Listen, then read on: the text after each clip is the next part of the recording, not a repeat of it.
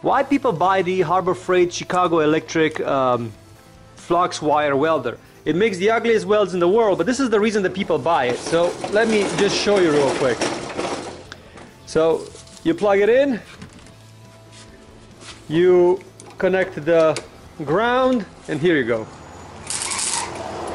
That's why people buy it, because you are going from storage to welding in exactly 20 seconds, maybe less, 5 seconds. Doesn't make good welds. Yes, it makes good welds. Doesn't make pretty welds. Absolutely not. This is one of the ugliest welds that you could make with. So these are the type of the welds that it makes, and you always have to clean them with an angle grinder to make them look semi-decent. But when you weld something with it, it always holds together the two pieces that you try to put together. I have it for quite a while now. Maybe I have it for 5 years.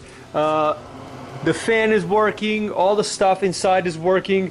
Everything seems to be just fine with the welder. Even the gun itself and the tip is the original tip that I had on the gun. I dropped it a couple of times on the floor and I cracked that piece over there, but it still works. Even the tip is exactly the same tip as I had initially on it. So it runs really, really well for a cheap welder. I think I bought it for $89. So is this a welder that you should buy? Is this something that you should have? If you just need a quick weld for something, yes. If you want to make pretty welds and you're like some guy that is really, really anal about what kind of a welds you make, then no, it's not going to work out that well. This is something that I put together by myself with that welder. It's a pipe for a two-stroke.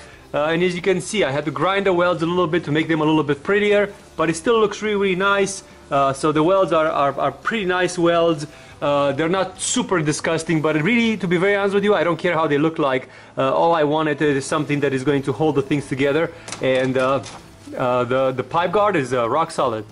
So I hope this answers your questions as far as the welder goes. Usually I weld a minimum because I weld very, very thin material, and I weld on number 5 speed.